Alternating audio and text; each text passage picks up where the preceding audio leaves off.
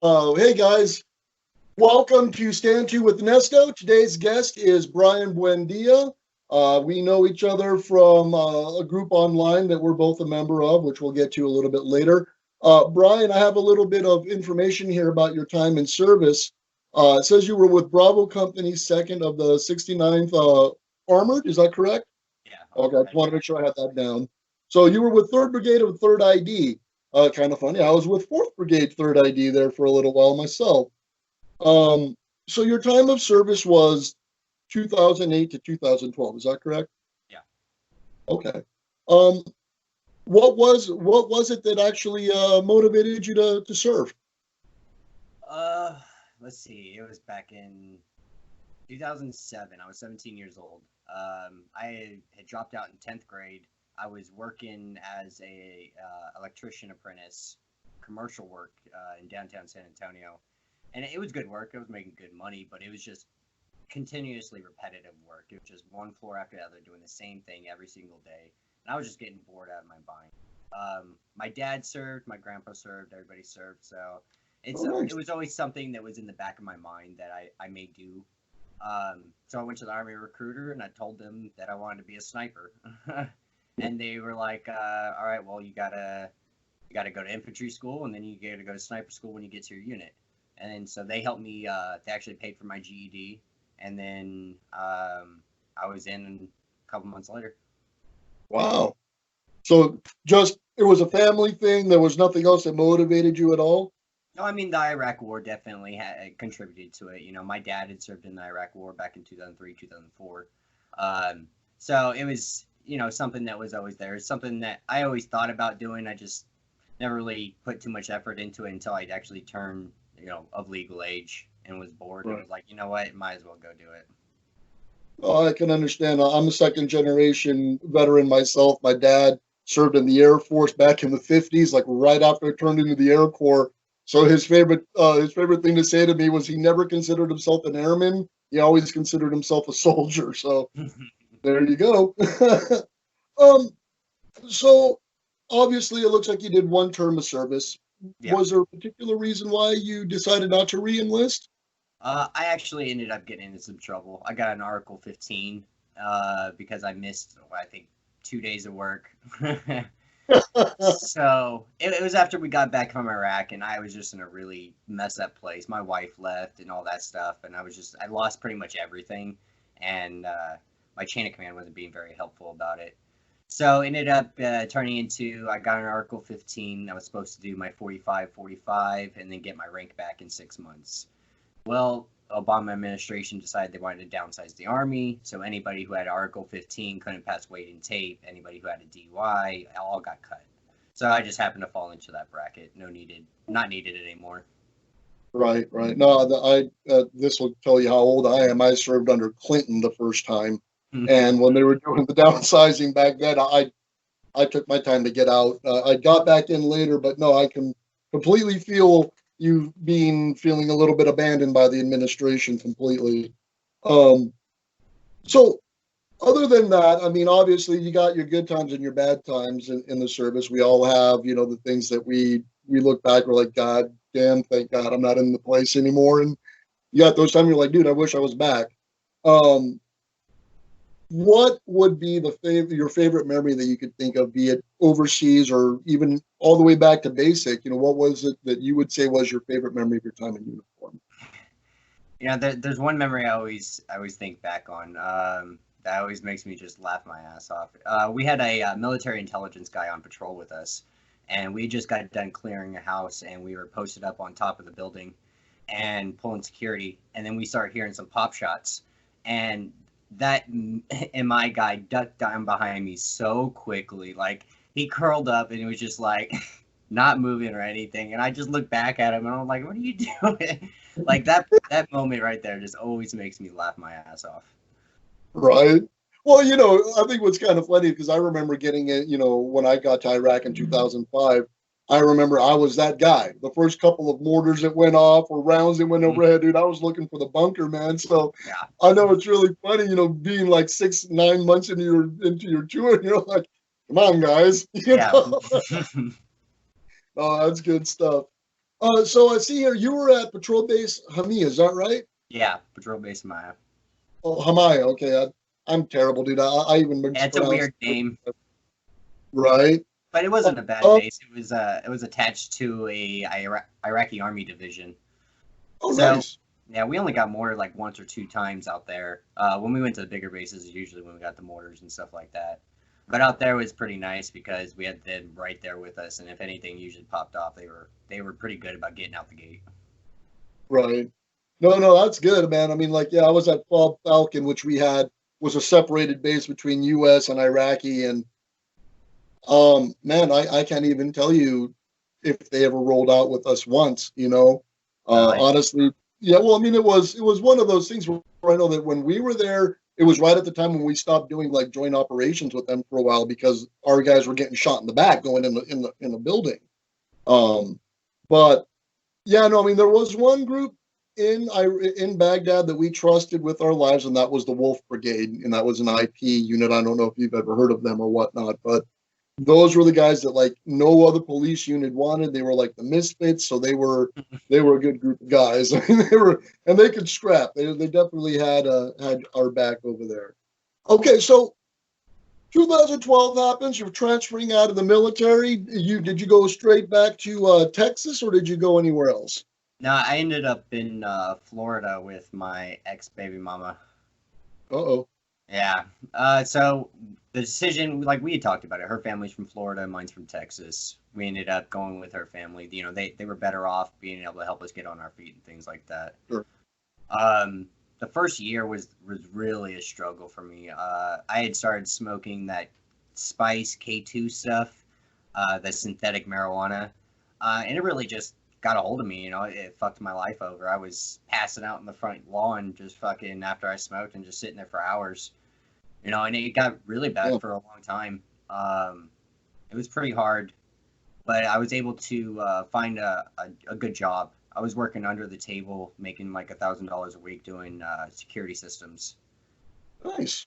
Yeah, and so and that guy, you know, he helped me out. You know, I moved out of my ex's house and in with him and stuff like that.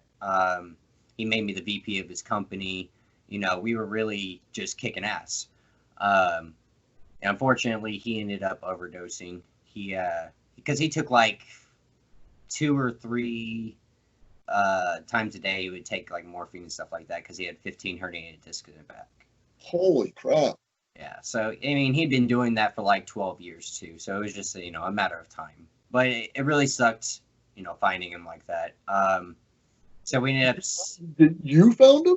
yeah, me and my buddy, that one of my buddies I served with, I brought him down to work with me, and yeah, we found him in his bed. Oh man, that's rough, man. I know how that is. I'm sorry to hear that. Yeah. So you know that was kind of hard. His daughter came down, and we were able to sell off the company and stuff like that because that's what she wanted to do. Um, and really after that, it was jumping job to job for a long time. You know, for a couple years, I ended up landing a job with IO Inc., which is the AK manufacturer down in Florida. Don't buy Nice. one of their rifles, but it was good experience in black or gunsmithing and stuff like that. Oh wow. So do you continue with the gunsmithing now at all as a hobby, or do you? Not so much, just because it's an expensive hobby. Like I don't have the rigs to do it all and the jigs and all that good stuff.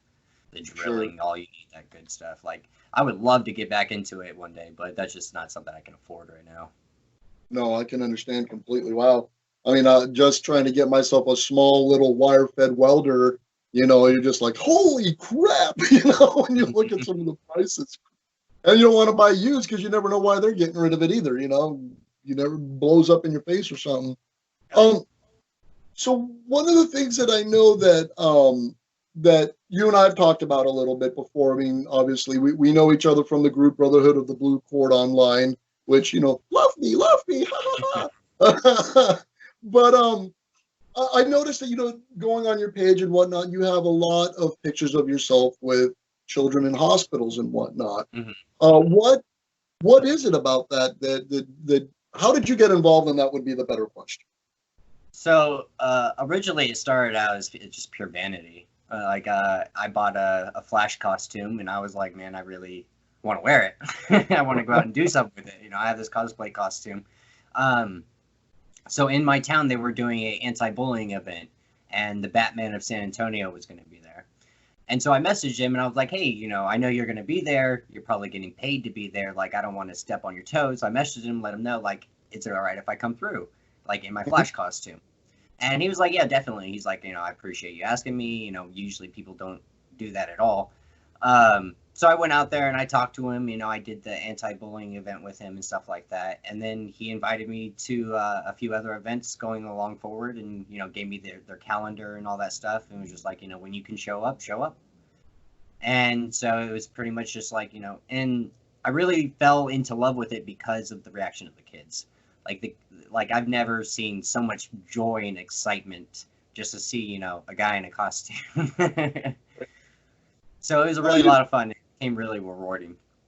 Well, that's cool. I mean, have you ever showed up as any other characters, or has it just been strictly the Flash? Just the Flash. I'm working on like a Kite Man costume. I bought Joker last year, but I haven't really had the opportunity to be able to get out there. San Antonio is about an hour drive from me, so I can't do it as often as I would like to. Right, and obviously right now, COVID and whatnot, nothing's... Nothing. Nobody's doing nothing. So what was it about the Flash that drew you? I mean, most people, obviously, you talked about Batman, you got the guys that dress up like Superman, and of course everybody now is dressing up like Deadpool, I'm assuming. So what was it about the Flash that drew you? Well, Flash was always one of my favorite characters growing up. I liked all of them, but the Flash stood out mainly because he was an underdog. Like, he wasn't talked about a lot. Everybody was Batman, Superman, and the Flash, his speed has always been appealing to me because I've always wanted to move at that kind of speed. You know what I mean? So it was just always like, if I had superpowers, it would definitely be the Flash's abilities. And then, I have my own opinions on how I feel he's overrated in the DC universe and all that good stuff. Well, come on, let's get into some of them. I gotta get controversial somehow. Well, he's one of the few characters that can literally change the entire timeline. Like, he can go back in time and end Superman coming to Earth at all. He can stop Batman's parents from dying. He can create whatever Flashpoint paradoxes he wants. And if he really didn't care about the timeline, he could just say, fuck it, I'm going to do what I want. True. No, that's true. I get that. All right. Well, cool. So tell me a little bit about your other projects. I know you've got other stuff going on. I know that we've traded memes back and forth and stuff about Star Wars and Star Trek and comic books and the rest of it. You do have a YouTube page, is that right? Yeah. It's called Comic Breakdown. And it's pretty much I've been doing comic reviews mainly on the DC universe, but I've been branching off into like the Star Wars because Marvel's now publishing Star Wars comics. So, and I actually enjoy them. They're not too bad. It gives you more in-depth stories about Kylo Ren and his rise to who he is, filling in the gaps and stuff like that. There's another Darth Vader one that's coming out, and it's pretty much him trying to figure out where Padme went, like how she became a traitor to the Empire and so on and so forth. Right. So, there's a lot of awesome comics coming out, and I really want to get them covered for people that are interested in checking them out and seeing what they're about. Now, as a longtime Star Wars fan myself, having seen almost every one of them from the original one on in the theater, I know that there is a burning question for most of us, and you having the background and all the comic books and whatnot may have the answer. Why is Kylo Ren such a whiny bitch? I think that has everything to do with his writing. Because in the what are they, the prequels is what they're called, or the sequels? Yeah. I don't know. The most recent 3. Okay. The after ones, yeah. I guess, yeah. Yeah. So I really think it comes down to the writing, because even the Knights of Ren were really poorly written in that. Like, if you read the comics, most of them are, like, anybody who is a Knight of Ren has to be force sensitive. So, in the Knights of Ren that we got in the movies were really just guys with staffs and sabers, but not lightsabers, not any kind of force ability. I know I would absolutely love to see Kylo Ren, take on the Knights of Ren that were actual, Jedi apprentices at one time. Because Right. in the first movie, they even told us, that Kylo Ren grabbed a handful of Luke's apprentices and they ran off, and those became the Knights of Ren. So there was a lot of story that could have been put in there that they just completely took out. Different directors, like they just made a whole mess of it. But the comics have really done a good job of patching it up and giving a little bit of understanding to it. And this is not a reflection, obviously, on the actor who is a combat veteran Marine and whatnot, but I'm just sad to see a brother Grunt go down the way he did as Kylo Ren. But no, that's all good. So what are you reviewing this week on your show? This week I am reviewing. I just did the Red Knight, and I'm going to be covering. Which one do we have coming out? I know DC Comics is going to be coming out. Oh, Deceased. It's DC Universe's zombie apocalypse. Oh, okay. Yeah, so they did a run. I've seen some like dolls and stuff like that, done up like this. Okay, so they're finally going to do it, or is this like a continuation? Yeah, this is a continuation. So last year they did. They showed that your big five heroes from the Justice League, and showed pretty much like them all getting taken out. Everybody dies. Like there's no hope for humanity. What's left of humanity is trying to evacuate Earth. And so the one I'm covering right now is called Deceased Unkillables, and it's following Red Hood and Deathstroke. And essentially they're having to just make their way. They're trying to make their way to one of the evacuation points. So it's pretty much like the villain's perspective. You have like Solomon Grundy and stuff like that. Bane, who turns into a zombie. Deathstroke turns into a zombie, but because of his unique healing ability, he's actually able to not die from it. Right. It's really unique. It's something that I believe is Darkseid. They fucked with the anti-life equation and pretty much put it into Cyborg, sent his ass back to Earth, and he uploaded pretty much a technology virus that anybody looked at a screen automatically turned into a zombie. Oh, wow, that's kind of fucked up. Yeah. All right, well, cool, man. Anything else that you want to let anybody know about your, any upcoming events that you might be doing, or comic breakdown things that are happening? No, I mean, honestly, COVID-19 has everything on hold. Even Marvel Comics and DC Comics, they keep pushing back their dates. Nobody's doing anything right now. So right now it's a good time for me to catch up on, get that content put out, those filler episodes and stuff like that. Get people caught up on some on issues that aren't really there yet. And then I got all 5 of my kids this summer, so I'm going to be doing that. Well, no, I feel you. I got 4 of my own, so you're going to have your hands full. But I'm sure you're going to be glad to have them. So, sure. Cool. All right, so give me just a moment here. Hey, guys, we're going to be going behind the paywall now. If you want to know a little bit more about Bryan and his goings-on, and I'm going to be posting pictures of him in cosplay, too. Hit us up on the behind the paywall for and because I do this all the time, for the Angry with Island, a political battleground with Nesto. And I want to say thank you to Bryan Buendia for coming on the show. Thanks a lot. I really do appreciate it. Yeah, no problem. No, anytime, man. And guys, remember the site is Comic Breakdown on YouTube. Bryan Buendia breaking down the comics. Like he said, COVID-19's got it all messed up, but you know what? He's going to feed you good content, so make sure you make your way over there. All right, guys. Thanks a lot. Brought to you by Blue Cord Horde Brewing Company and Brute Squad members like yourself.